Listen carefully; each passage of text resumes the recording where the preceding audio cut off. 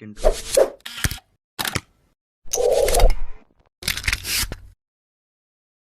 ایک خاتون بتاتی ہیں کہ میں نے آج تک اپنی زندگی میں کوئی ایسا بچہ نہیں دیکھا جس کے سامنے اللہ کی محبت بیان کی جائے اور وہ اس میں دلچسپی نہ لے۔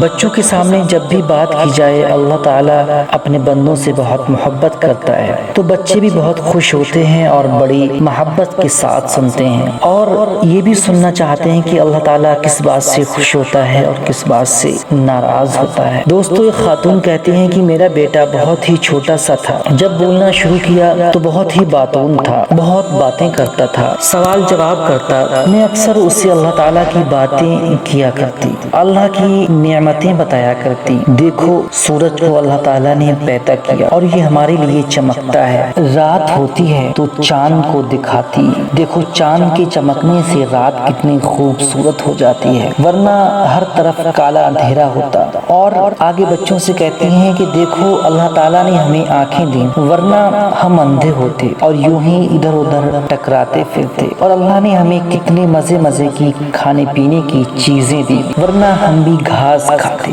اور وہ گھاس والی بات پر خوب ہنستا۔ تو میں دلچسپ انداز میں اسے اللہ کی نعمتوں اور بڑائی کے بارے میں بتاتی ہوں اور یہ کہ اللہ تعالیٰ کس بات سے خوش ہوتا ہے، کس سے ناراض ہوتا ہے، سب کچھ اسے سمجھایا کرتی ہوں۔ دوستو، آگے خاتون بیان کرتی ہیں کہ اللہ اپنے جن بندوں سے راضی ہوتا ہے انہیں جنت میں داخل فرماتا ہے، اور جنت کا ذکر تو گویا اس کی کمزوری ہی بن گیا تھا۔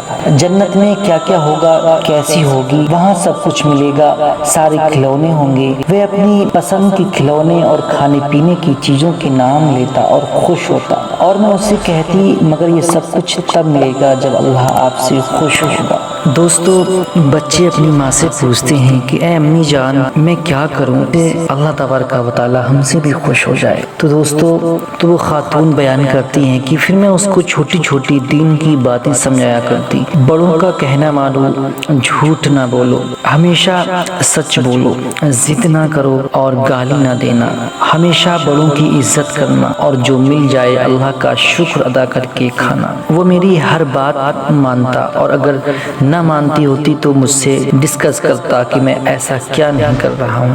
دوستو، وہ خاتون کہتی ہیں کہ میرے بیٹے کی اس وقت آئی تھنک عمر 4 ایئرس تھی، رمضان کا مہینہ تھا۔ ایک دن کہنے لگا کہ امی میں بھی روزہ رکھوں گا۔ میں نے اس کا بھی روزہ رکھوا دیا کہ بچہ ہی ہے، تھوڑی دیر میں بھول بھال جائے گا۔ ابھی میں فجر پڑھ کے نیچے نماز پر ہی بیٹھی تھی کہ وہ آ گیا۔ امی مجھے پیاس لگ رہی ہے۔ میں نے کہا پانی پی لو گے؟ نہیں امی میرا روزہ ہے۔ میں نے کہا کوئی بات نہیں، آپ تو بچے ہو، آپ پانی پی سکتے ہیں، لیکن امی اللہ تعالیٰ ناراض ہو جائے گا۔ دوستو، خاتون کہتی ہیں کہ میں نے سوچا کیوں نہ بچے کا تھوڑا سا امتحان لیا جائے۔ میں نے اس سے کہا ادھر آؤ، آپ میری چادر میں چھپ کر پانی پی لو۔ تو بچہ کہتا ہے نہیں امی، یہاں تو اللہ دیکھ لے گا۔ میں نے کہا اچھا دیکھو، ادھر میز کے نیچے بہت اندھیرا ہے، وہاں کچھ نظر نہیں آ رہا ہے، آپ وہاں چھپ کے پانی پی لو۔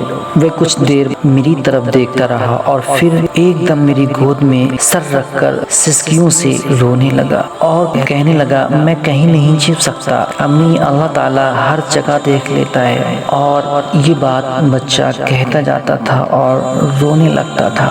دوستو، وہ خاتون خوش ہو رہی ہیں کہ میں اپنے بچے کا یقین بنانے میں دھیرے دھیرے کامیاب ہو رہی ہوں، اور یقیناً جو لوگ اللہ کی راہ میں ہدایت پانے کے لیے کوشش کرتے ہیں اللہ ضرور ان کے لیے راستے کھول دیتا ہے۔ دوستو، پھر میں نے اس کو بڑے پیار سے بچوں کے روزے کا مسئلہ سمجھایا، اس کو پانی پلایا اور وہ اور بھی خوش ہو گیا کہ اللہ تعالیٰ کتنا اچھا ہے، بچوں کا تھوڑی دیر کا روزہ بھی قبول کر لیتا ہے۔ اللہ اکبر۔ دوستو، وہ خاتون کہتی ہیں کہ اب ماشاءاللہ میرا بچہ بڑا ہو رہا ہے، 6ٹھی جماعت میں پڑھتا ہے۔ ایک دن سبق یاد کر رہا تھا، حضرت ابراہیم علیہ السلام اللہ تعالیٰ کے حکم سے حضرت اسماعیل علیہ السلام کو قربان کر رہے تھے کہ جنت سے میڈا آ گیا اور اسماعیل علیہ السلام ذبح ہونے سے بچ گئے اور میڈا ذبح ہو گیا۔ اس نے یہ واقعہ مجھے پوری تفصیل سے سنا دیا اور پھر آخر میں مجھ سے پوچھنے لگا کہ امی اگر اس روز حضرت اسماعیل علیہ السلام قربان ہو جاتے تو کیا ہر سال عید الاضحیٰ پر بچوں کی قربانی ہوتی؟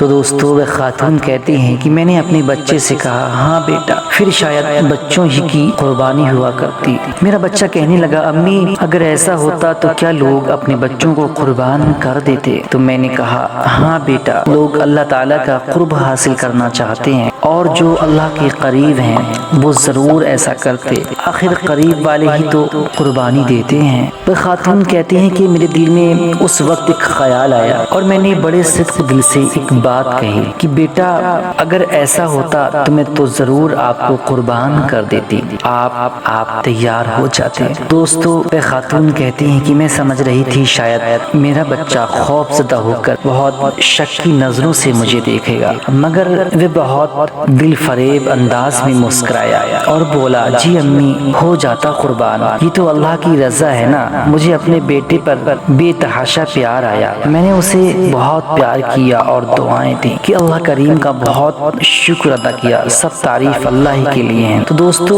وہ اس کے دین کی فکر کرتی ہے تو راتوں کو اٹھ کر اللہ کے سامنے فریاد کرتی ہے۔ دعا صرف دل سے ہی نہیں نکلتی بلکہ اس کا رواں سراپا التجا بن جاتا ہے، اور ماں کی فریاد تو آسمانوں کا سینہ چیر کر عرش پر جاتی ہے۔ اور جب کبھی بچے نافرمانی کریں تو میں سب سے پہلے خود کو دیکھتی ہوں کہ میں کہیں کچھ غلط تو نہیں کر رہی۔ تو دوستو کہنے کا مقصد یہ ہے کہ بچوں کے دل میں اللہ کی محبت بٹھائی جائے، اس کی رضا اور ناراضگی کا احسان دلایا جائے، اللہ کی ذات پر یقین کرنا سکھایا جائے۔ جب بچے اللہ کو پہچان لیتے ہیں پھر ان کے لیے سارے دین پر چلنا آسان ہو جاتا ہے۔ لیکن دوستو بچے ہی ہوتے ہیں، غلطیاں بھی کر جاتے ہیں، کبھی نافرمانی بھی کر جاتے ہیں، تو گھبرائیں نہیں، پیار سے سمجھائیں، اللہ سے دعا کریں۔ یقین کیجئے ماں کی تربیت کا رنگ سب سے گہرا، سب سے پختہ ہوتا ہے۔ باہر کے سب رنگ کچے ہوتے ہیں، بہت جلدی اتر جاتے ہیں۔ بچوں کو سکون ماں کی آغوش میں ہی ملتا ہے، بشرطے کہ ماں واقعی ماں ہونے کا حق ادا کرے۔ دوستو جو بچے اپنی زندگی میں بہت ڈیولپ کرتے ہیں، بہت ہارڈ ورک کرتے ہیں، بہت محنت کرتے ہیں یا بہت بڑا مقام حاصل کرتے ہیں تو اس میں سب سے بڑا ایڈوانٹیج ماں کا ہوتا ہے۔ اسی لیے اگر ہماری مائیں، ہماری بیٹیاں اچھی ہوں گی تو ہماری نیو جنریشن یعنی ہماری اولادیں، ہماری بچے بھی اچھے ہوں گے۔